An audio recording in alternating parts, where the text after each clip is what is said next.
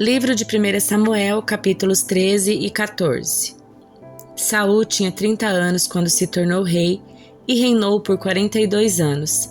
Saul escolheu 3.000 soldados do exército de Israel e mandou o restante dos homens para casa. Levou consigo 2.000 desses homens a Micmas e a região montanhosa de Betel. Os outros 1.000 foram com Jonatas, filho de Saul, para Gibeá, na terra de Benjamim. Logo depois disso, Jonatas atacou e derrotou o destacamento dos filisteus em Geba. A notícia se espalhou entre os filisteus. Então Saul tocou a trombeta por toda a terra, anunciando: "Ouçam bem, hebreus!" E todo Israel ouviu que Saul tinha destruído o destacamento dos filisteus e que agora eles odiavam os israelitas mais que nunca. Então os soldados israelitas foram convocados para se unir a Saul em Gilgal. Os filisteus reuniram um exército de 3.000 carros de guerra, 6.000 cavaleiros e tantos guerreiros como os grãos da areia na praia. Acamparam em Micmas, a leste de Bet-Aven. Os homens de Israel se viram em apuros e, como estavam sendo fortemente pressionados pelo inimigo, tentaram se esconder em cavernas, em matagais, entre rochas, em buracos e em cisternas. Alguns dos hebreus atravessaram o rio Jordão e fugiram para a terra de Gade e de Gileade. Enquanto isso, Saul permaneceu em Gilgal e os homens que estavam com ele tremiam de medo. Saul esperou ali por Samuel durante 7 dias, conforme Samuel o havia instruído, mas ele não chegou. Vendo que os soldados debandavam rapidamente, Saul ordenou: "Tragam-me o holocausto e as ofertas de paz." E ele próprio ofereceu o holocausto. No exato instante em que Saul terminava de oferecer o holocausto, Samuel chegou. Saul foi ao seu encontro para cumprimentá-lo, mas Samuel disse: "O que você fez?" Saul respondeu: "Eu vi que meus homens estavam debandando e que o Senhor não chegou no prazo que havia prometido. Além disso, os filisteus estavam em Micmas, prontos para a batalha. Assim pensei, os filisteus estão prontos para lutar contra nós em Gilgal e eu não pedi ajuda ao Senhor. Por isso me senti na obrigação de oferecer o holocausto." "Você agiu como um tolo", exclamou Samuel. "Não guardou o mandamento que o Senhor seu Deus lhe deu? Se tivesse obedecido, o Senhor teria estabelecido para sempre seu reinado sobre Israel. Agora, porém, seu reinado não permanecerá, pois o Senhor escolheu um homem segundo o coração dele. O Senhor já designou esse homem para ser líder do seu povo, pois você não obedeceu os mandamentos do Senhor." Então Samuel partiu de Gilgal e subiu para Gibeá, na terra de Benjamim. Quando Saul contou os soldados que ainda estavam com ele, viu que havia cerca de 600 homens. Saul, Jonatas e os soldados que estavam com eles ficaram em Geba, na terra de Benjamim. Os filisteus acamparam em Micmas. 3 grupos de ataque deixaram um acampamento filisteu. Um foi para o norte, em direção a Ofra, na região de Sual. Outro foi para o oeste, a Bet-Horon, e o terceiro rumou para a fronteira acima do vale de Zeboim, na direção do deserto.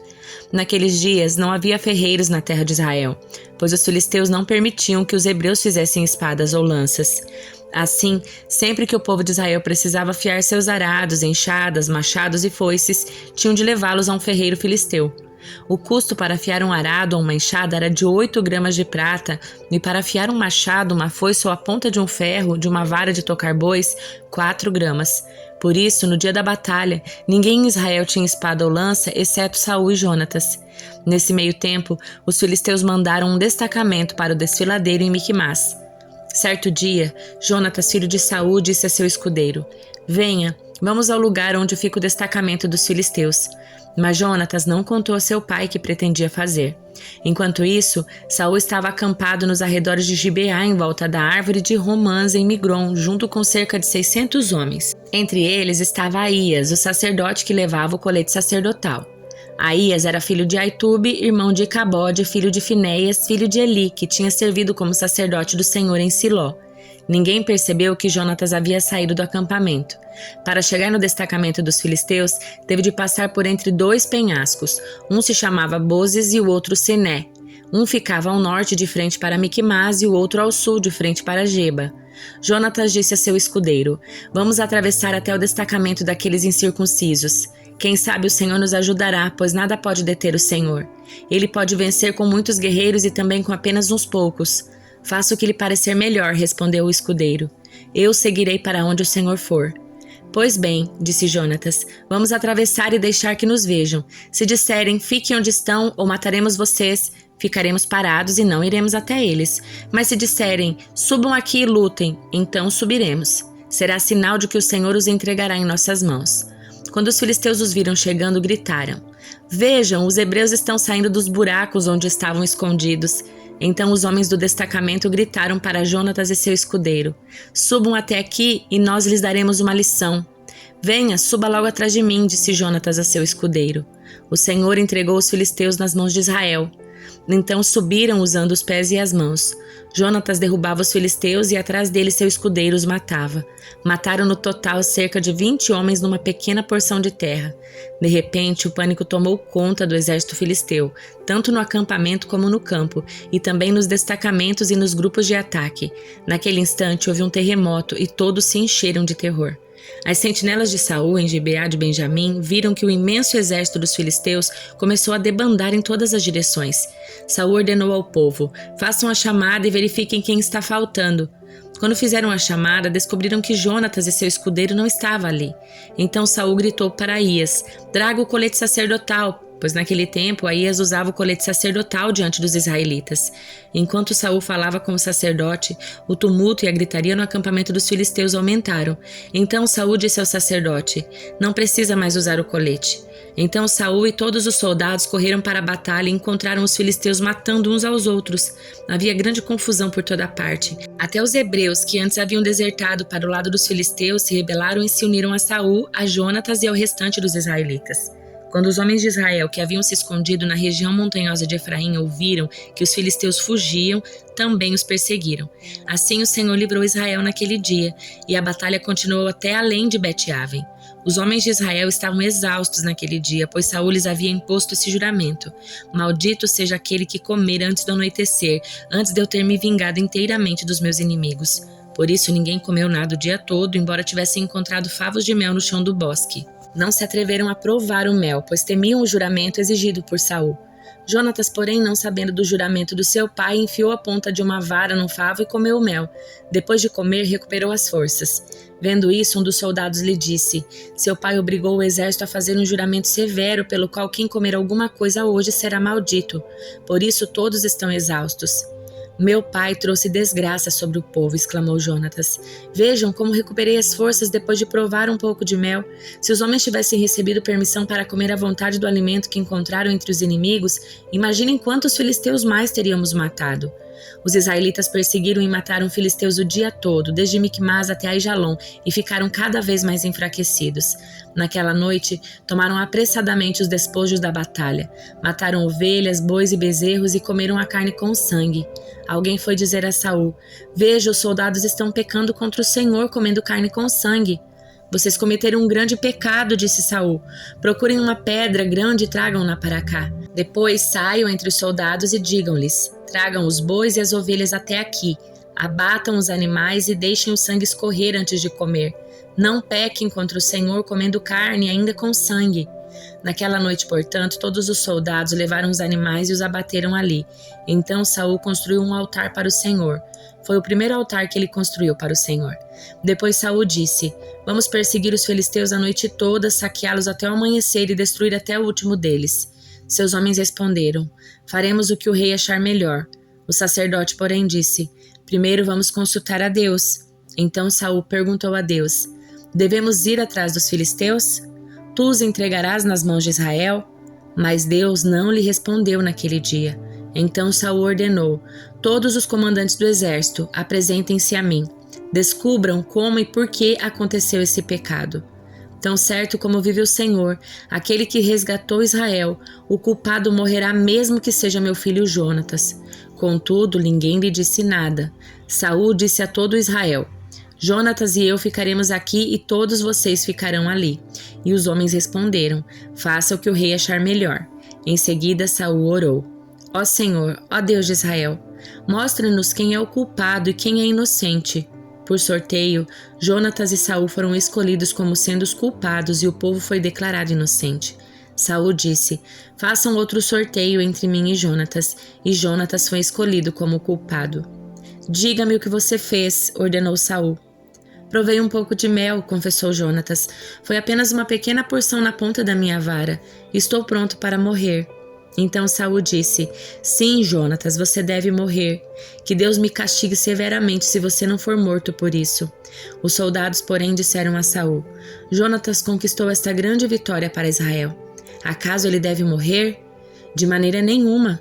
Tão certo como o Senhor vive, ninguém tocará num fio de cabelo da cabeça dele, pois hoje Deus o ajudou a realizar um grande feito. E assim o povo salvou Jonatas da morte. Então Saul deixou de perseguir os filisteus e eles voltaram para sua terra.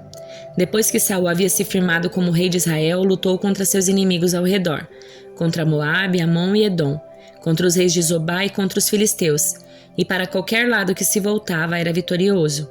Realizou grandes feitos e derrotou os amalequitas, livrando Israel de todos os que haviam o saqueado. Os filhos de Saul eram Jonatas, Isbosete e Malquissua.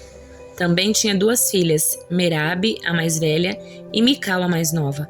A esposa de Saul se chamava Ainoã, filha de Ahimaas. O comandante do exército de Saul era Abner, filho de Ner, tio de Saul. Quis, pai de Saul, e Ner, pai de Abner, eram filhos de Abiel. Os israelitas lutaram ferranhamente contra os filisteus durante toda a vida de Saul. Por isso, sempre que Saul via um jovem forte e valente, logo convocava para o seu exército. Livro de Jó, capítulo 32. Os 3 amigos de Jó pararam de lhe responder, pois ele insistia em dizer que era inocente. Então Eliú, filho de Baraquel, o buzita da família de Irão, ficou irado. Indignou-se porque Jó se achava mais justo que Deus. Também indignou-se com os 3 amigos de Jó, pois não conseguiram responder a seus argumentos a fim de demonstrar que Jó estava errado. Eliú havia esperado os outros falarem, pois eram mais velhos que ele, mas quando viu que não tinham mais nada a dizer, expressou sua indignação.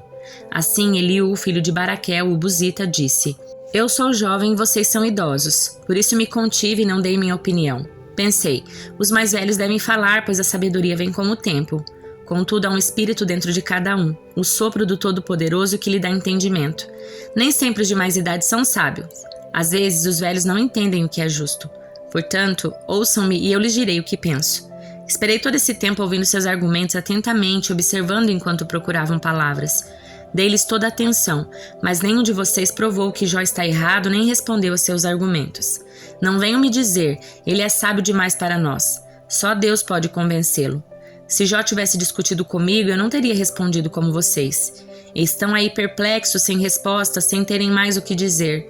Devo continuar a esperar agora que se calaram? Devo também permanecer em silêncio? Não. Darei minha resposta. Também expressarei minha opinião. Pois tenho muito a dizer e o espírito em mim me impulsiona a falar. Sou como um barril de vinho sem respiradouro, como uma vasilha de couro prestes a romper. Preciso falar para ter alívio. Sim, deixe-me responder. Não tomarei partido nem tentarei bajular ninguém, pois se tentasse usar de bajulação, meu Criador logo me destruiria. Carta aos Romanos, capítulo 9. Digo-lhes a verdade. Tendo Cristo como testemunha, em minha consciência e o Espírito Santo a confirmam. Meu coração está cheio de amarga tristeza e angústia sem fim, por meu povo, meus irmãos judeus. Eu estaria disposto a ser amaldiçoado para sempre, separado de Cristo, se isso pudesse salvá-los. Eles são o povo de Israel, escolhidos para serem filhos adotivos de Deus. Ele lhes revelou sua glória, fez uma aliança com eles e lhes deu sua lei e o privilégio de adorá-lo e receber suas promessas. Do povo de Israel vêm os patriarcas e o próprio Cristo. Quanto à sua natureza humana, era israelita. E ele é Deus, aquele que governa sobre todas as coisas e é digno de louvor eterno. Amém. Acaso Deus deixou de cumprir sua promessa a Israel? Não, pois nem todos os descendentes de Israel pertencem de fato ao povo de Deus. Só porque são descendentes de Abraão não significa que são verdadeiramente filhos de Abraão. Pois as Escrituras dizem, Isaque é o filho de quem depende a sua descendência. Isso significa que os descendentes físicos de Abraão não são necessariamente filhos de Deus. Apenas os filhos da promessa são considerados filhos de Abraão, pois Deus havia prometido, voltarei por esta época a Sara e ela terá um filho. Esse fato não é único.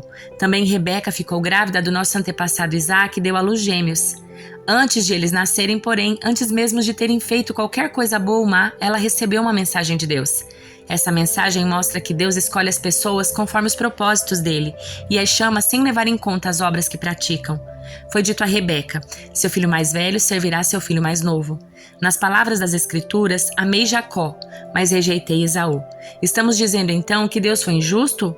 Claro que não, pois Deus disse a Moisés, Terei misericórdia de quem eu quiser e mostrarei compaixão a quem eu quiser.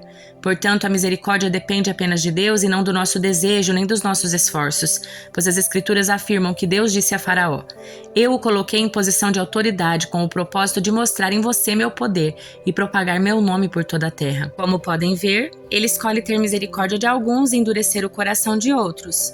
Mas algum de vocês dirá: Então, por que Deus os culpa? Não estão apenas cumprindo a vontade dele? Ora, quem é você, mero ser humano, para discutir com Deus?